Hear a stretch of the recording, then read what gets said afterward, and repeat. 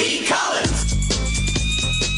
Peter B. Collins, news and comment. Thanks for clicking on the podcast today. It is Wednesday, January 10th, 2018. And yesterday we reported how Trump was playing the stable genius, convening a meeting of congressional leaders about immigration and pulling out all the stops, including maybe even giving up on the wall.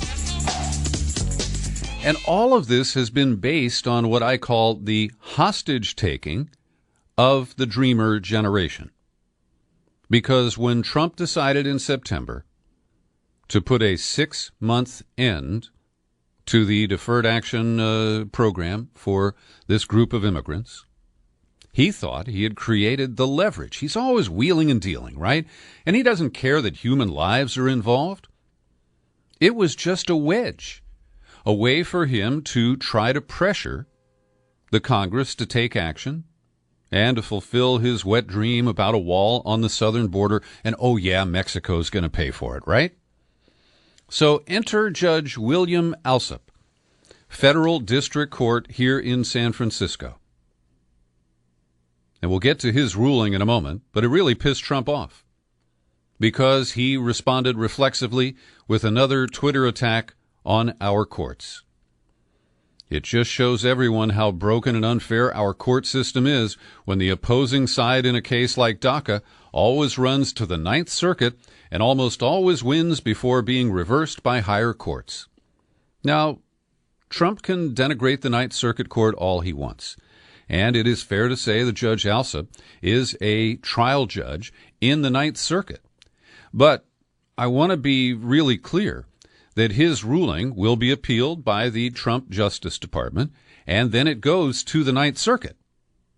Then their decision, if it is adverse to the Trump position, would likely be appealed to the U.S. Supreme Court. And that means that the DACA dreamers are at least temporarily released from their hostage status. In my opinion, it would take at least 6 months to get this case before the Supreme Court. Now, what is really rich in irony is that Judge Alsup used Trump's own tweets to argue that there was no basis for Trump to issue the ruling.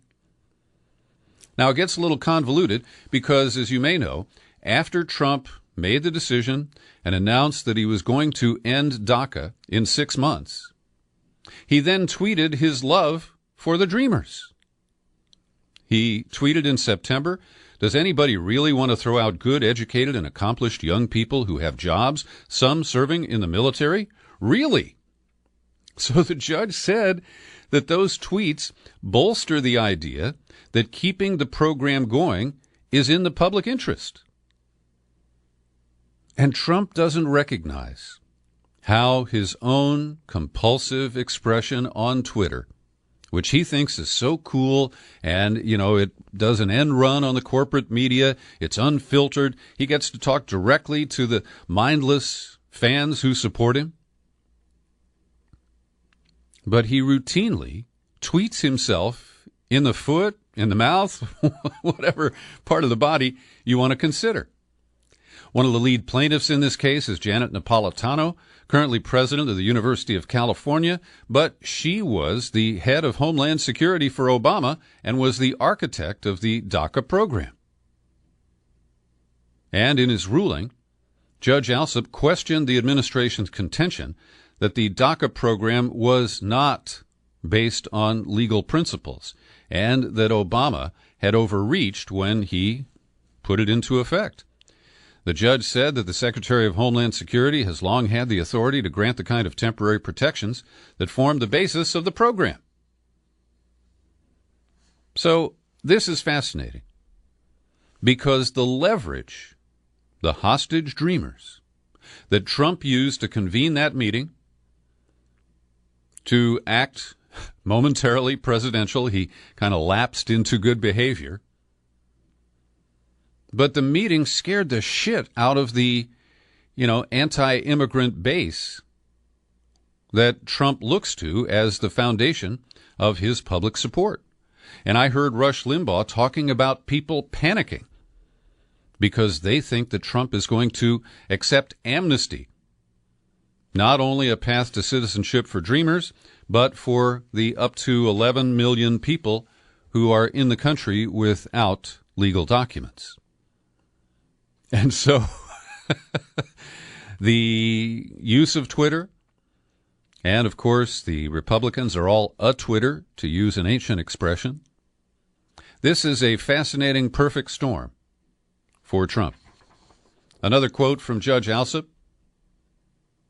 In his 49-page order, we seem to be in the unusual position wherein the ultimate authority over the agency, the chief executive, publicly favors the very program the agency has ended. For the reasons DACA was instituted and for the reasons tweeted by President Trump, this order finds that the public interest will be served by DACA's continuation.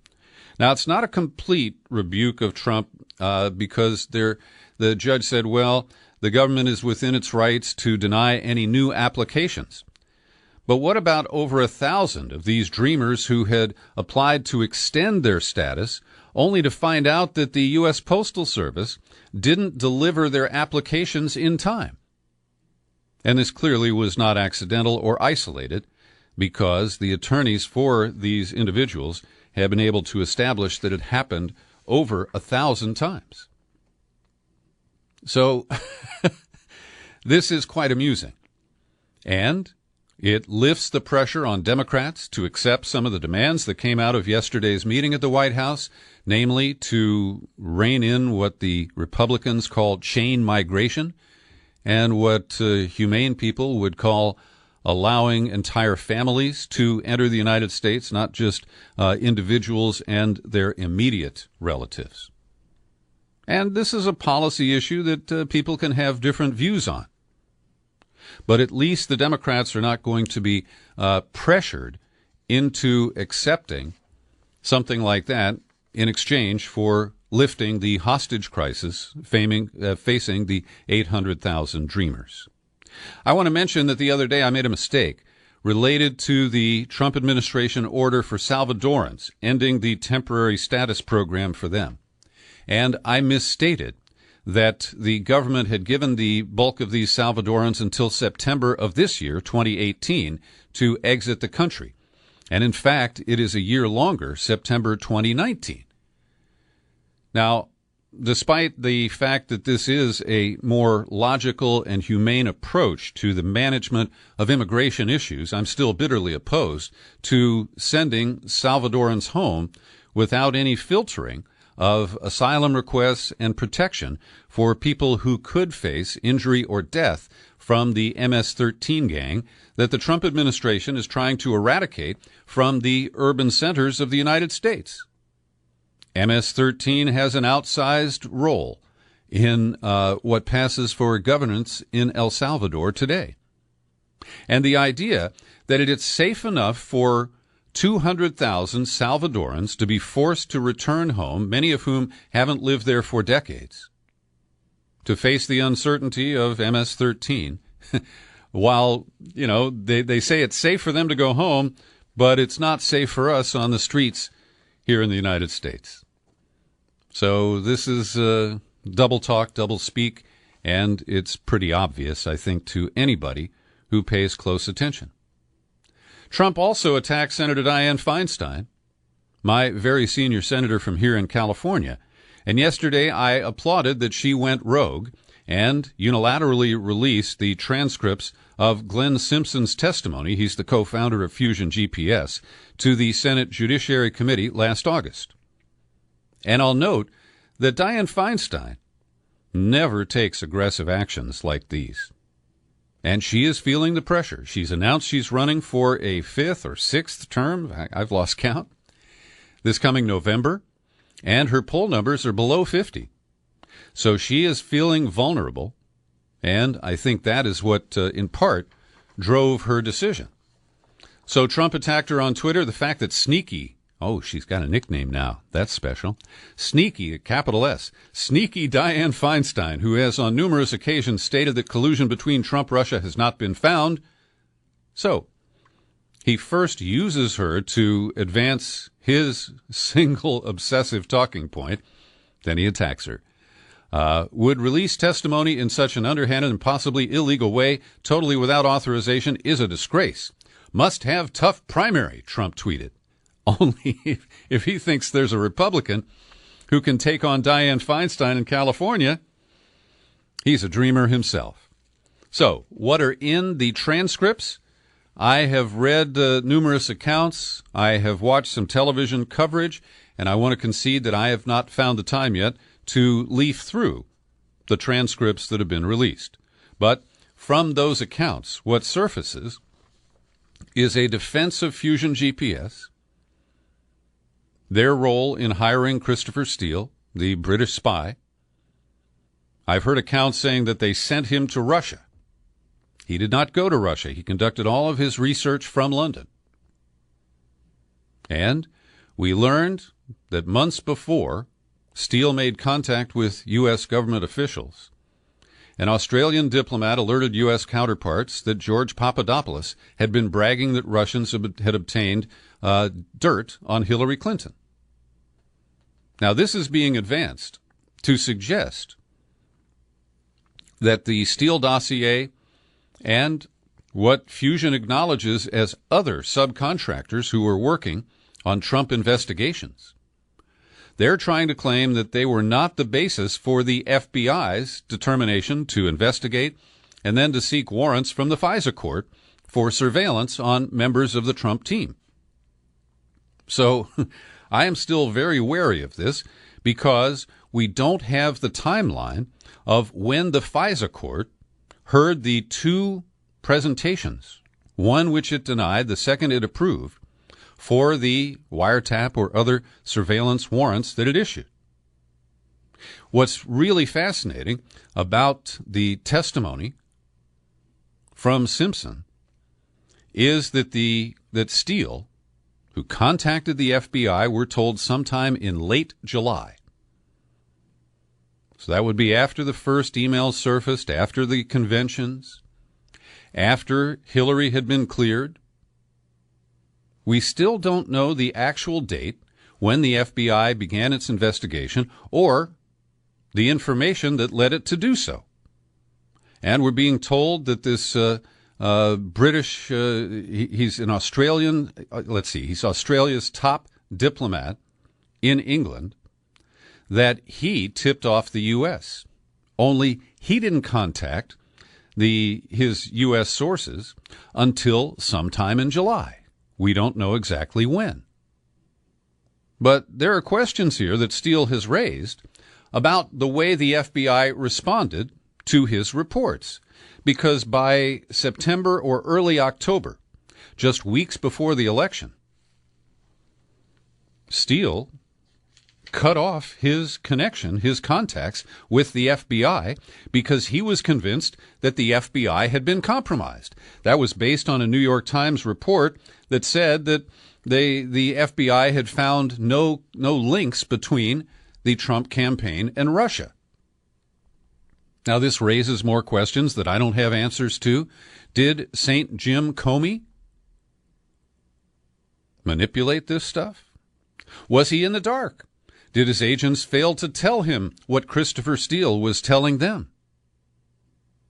There's a lot more that we need to know about this, but that doesn't stop the freight train rolling through, where all kinds of the people who promote the Trump-Russia narrative are, in my opinion, reaching and sometimes jumping to conclusions. So this remains a very murky mystery drama. There is so much that we don't know. And Glenn Simpson's testimony, I think, is interesting, but we need other data points in order to put it in the right context. And without those, we see people racing to promote certain theories that I find absolutely bizarre. And here's Exhibit A. And it pains me to attribute this to Spencer Ackerman, a reporter who worked for The Guardian. Now he's at the Daily Beast. He's done a lot of great investigative reporting. He originally was at Wired a few years ago. And he broke a story yesterday that I just consider to be pure speculation. It reads like this. A senior aide to the Trump administration suggested withdrawing U.S. troops from Eastern Europe in a bid to gain favor with Vladimir Putin. This occurred in February of 2017. The gesture is described as an effort to reframe Washington's relationship with Moscow. However, to critics, the move could look like immediate repayment for Russia's help during the election campaign. A colleague of Harrington's who spoke to the Daily Beast, likely the source of this story, viewed the proposal as dangerously naive, given it would give a green light to the Kremlin to advance its territorial aims in the region. Now, they have no evidence here that this was a payback. They are simply linking two things that, can fit together on a circumstantial basis. But there's no proof, no evidence. The source is not named. And this is the kind of irresponsible reporting that has led me to declare media malpractice in our current moment. And I'll acknowledge here that I don't have all the evidence. I haven't been briefed into the dark programs and the secret communications. But if they really had evidence here, we certainly should have seen something far more compelling by now. Trump's longtime lawyer, Michael Cohen, who is mentioned quite frequently in the Fusion GPS Christopher Steele dossier, has sued Fusion GPS and BuzzFeed, the media outlet that mostly runs listicles, that published it just about a year ago this week. Now, this is a nuisance lawsuit. But what I find interesting here is the opening sentence of this article in the New York Times. Trump's longtime lawyer, Cohen, filed a defamation lawsuit on Tuesday in federal court against Fusion GPS, the firm behind a salacious and largely unsubstantiated dossier. Now, how long are we going to keep calling this unsubstantiated, and what the hell does it take to substantiate it? Now, I know that the most salacious part is the golden shower story. But Dianne Feinstein told reporters yesterday, and I want to carefully reframe her comment, that she has seen nothing false in the dossier. Now, that doesn't mean it's all been proven true. But it suggests that the golden shower scene and that Feinstein believes that the efforts to compromise Trump over years by Russia are factual. And once again, I find it hard to believe that Trump was being groomed by Putin for years.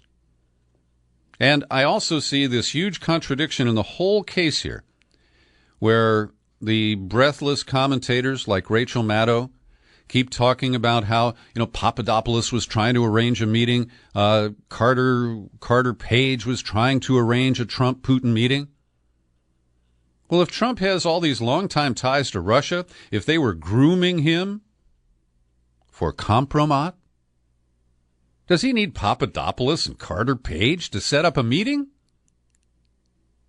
I mean, this is just the most obvious contradiction in this whole telenovela that never really gets addressed. Now, this lawsuit is likely to play into what has become a wide-ranging conservative campaign to sow doubts about the Russia investigation. And it has led to a counter-release. Senators, led by the Democrat from Maryland, Benjamin Cardin, have released a report today. I haven't read it. I'm working from a news account in the New York Times. But we are told the report is one of the most extensive to date on foreign interference by Russia and its President Putin. It tracks Russian efforts in 19 countries, chronicling misinformation campaigns, the funding of far-right political causes, and the manipulation of energy supplies long before 2016. The report offers more than 30 recommendations to safeguard our electoral process and to work with allies to establish new standards to address these types of threats. Now, I consider this just to be a counter-narrative. It doesn't offer any proof of Russian collusion in the election in 2016. Again, it tries to paint this pattern and then says any idiot can deduce that that's what happened here. But we know, for example, that claims that Russia tried to hack into the French election last year were unfounded. The American media never really disclosed that they were unfounded. They reported the allegations and never really took them down. And so the Times acknowledges on page 3 of my printout of this report, the new report released by Senator Cardin does not seek to answer questions about the 2016 campaign. Turn the page. The authors argue that merely investigating the 2016 effort will be insufficient to protecting against future attacks. Overall, the report argues that Putin's rise and hold on power in Russia has depended on the use of force and the undermining of institutions at home and abroad. Now, of course, it never puts it into context that the U.S. has a very aggressive cyber warfare operation that is busy hacking every other country on the planet, and that we have meddled in Russian elections in the past. That, it always escapes notice. Isn't that curious? One thing that I try to mention every day is some of the great people who support my work here at the Peter B. Collins podcast. People like Jim Garrison, who's got a birthday coming up this week. Happy birthday, Jim. Bill Janetta, Benny Alto, and Terry Paris. They're all staunch supporters of this podcast, so why don't you join them if you haven't already? All you got to do is visit peterbcollins.com, find the menu button, click on that, then click on Become a Subscriber. You get to the sign-up page, and boom. You've got choices, $5, $10, $20 a month, the $50 annual subscription. And by the way, we are working on a version 2 of the Peter B. Collins app for iPhone and iPad. And John Gorenfeld, my webmaster, is working on it now. We're going to get rid of that problem where it only plays in the foreground, which annoys me as it does many users of the app. And we also hope to beef up the search function on the app. So I'll announce when that is ready. Probably it's 3 to 4 weeks away. Well, you heard me just describe all of these distractions that are coming from the Trump machine and that are dutifully exaggerated and reported on by the corporate media. And over at Consortium News today, writer J.P. Sotil notes that while we've been distracted by the Stable Genius tweet, by all of the revelations from Michael Wolff's book, that a lot of bad shit's been going down. And I will note, because Sotil didn't mention this, that last Sunday, the New York Times had a front-page blockbuster story recounting the massive intelligence failures regarding the progress by North Korea on its development of ICBMs and nuclear weapons. The same intelligence community that so many progressives, liberals, Democrats, Clinton supporters put their entire faith in today on the Trump-Russia saga. They really messed it up. But that interferes with the Trump-Russia narrative. And I don't watch MSNBC every minute of the day, but I tape a couple of hours and get through it each night. Haven't seen a word about this massive intelligence failure. And Sotil notes there's been little, if any, coverage of the former Eli Lilly executive Alex Azar and his troubling confirmation hearings to be Director of Health and Human Services. Nobody's talking about offshore drilling, except that Rick Scott, the Republican governor of Florida, got the Trump administration to agree to keep the ban in effect off the coast of Florida. And Sotil continues, they're not talking about train wrecks at the Department of Energy, Department of Agriculture, the EPA, not talking about Trump pushing diplomats to get even more involved in selling weapons around the world. You get the message. We are being distracted. Oh, don't forget the Oprah story. That's used up a lot of oxygen the last few days.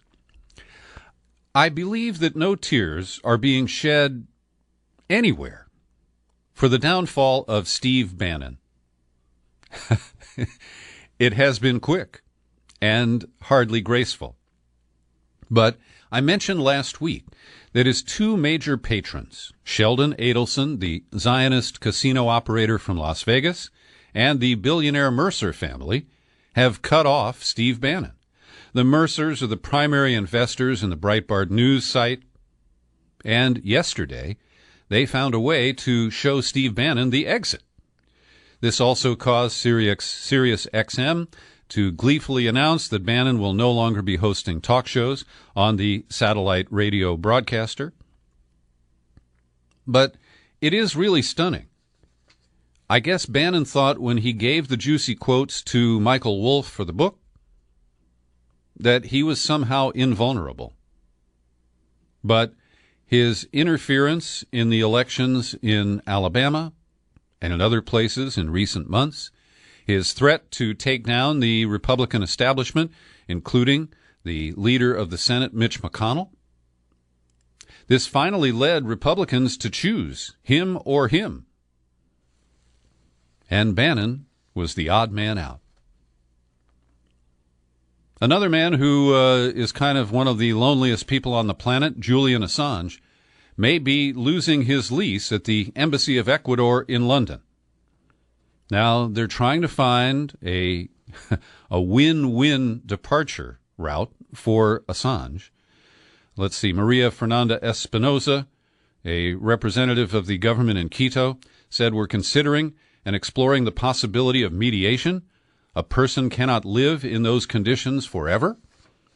And, of course, Assange has been there because he feared extradition to Sweden over these bizarre sexual assault allegations from women who consented to sexual encounters with Assange. Prosecutors have dropped that investigation, but Assange says he still fears extradition to the United States if he leaves the embassy grounds. And the British response to this didn't offer him any encouragement. They said the government of Ecuador knows that the way to resolve this issue is for Julian Assange to leave the embassy to face justice. Well, Assange is well-founded in his fears of a U.S. plan to grab him and lock him up. There was a threat to that effect from Jeff Sessions last year. Gerrymandering is one of the reasons why I play down the hopes of many progressives that Democrats can retake control of the House and facilitate impeachment in the midterm elections this coming November. But in a stunning blow to the partisan calculations that lead to these congressional maps that lock out Democrats, a federal judge panel has struck down North Carolina's congressional map, condemning it as unconstitutional because Republicans drew the map seeking political advantage. They said that the map was motivated by invidious partisan intent, and the court has ordered them to redraw the maps by January 24th. They've got 2 weeks to do it. Or the judges said they might draw the maps themselves.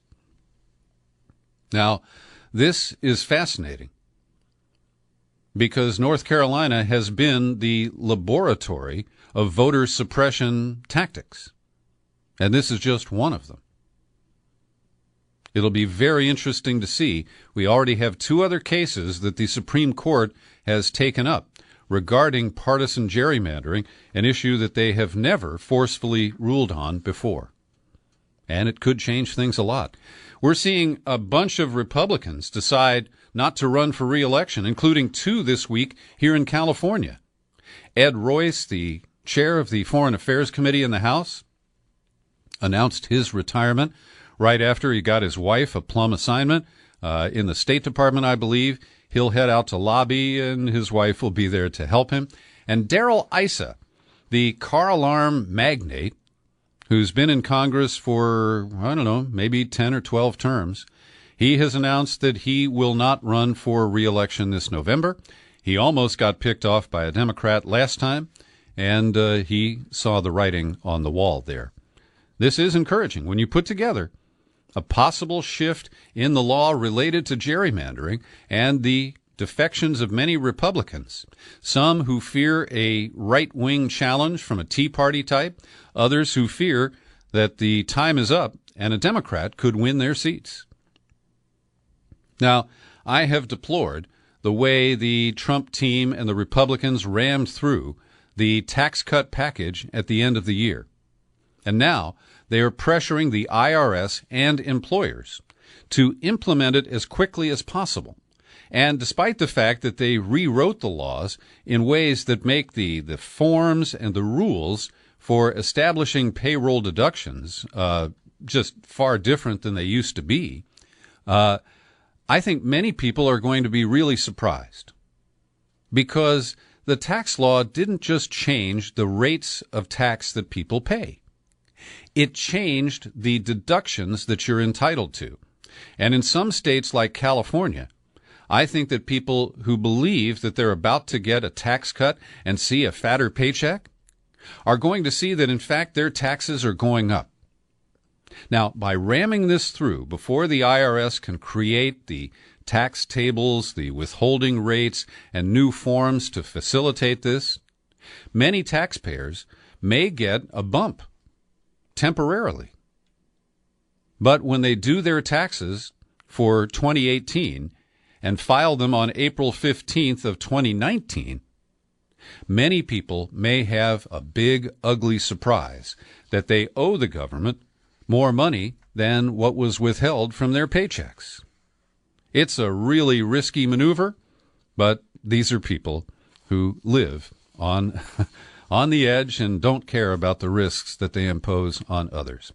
And finally today, I want to recommend a great op-ed by my friend Tom Frank, who still owes me $5 over the bet that Trump would win, or at least that he would become president. In his latest op-ed in The Guardian, Tom Frank attacks Paul Krugman, the Pulitzer Prize-winning economics professor and columnist at the New York Times. And he accuses Krugman of flip-flopping, that during the 2016 campaign he repeatedly reassured his readers that we could rely on white working-class voters to turn out for the Democrat Hillary Clinton.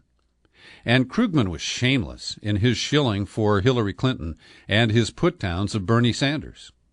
So Frank has him on the high ground now, and he says that Krugman's oft-repeated declaration that white working-class voters were reliable Democrats helped to suppress inquiry on this important subject. I ask because getting that point wrong was kind of a big deal last year. In 2016, it was a blunder from which it will take the Democratic Party years to recover, and we need to get to the bottom of it. You're right about that, Mr. Frank. Now, you want to send me $5? It's P.O. Box 150-660, San Rafael, California, 94915. I'm Peter B. Thanks for listening. Happy trails to you until we meet again. Happy trails to you. Keep smiling.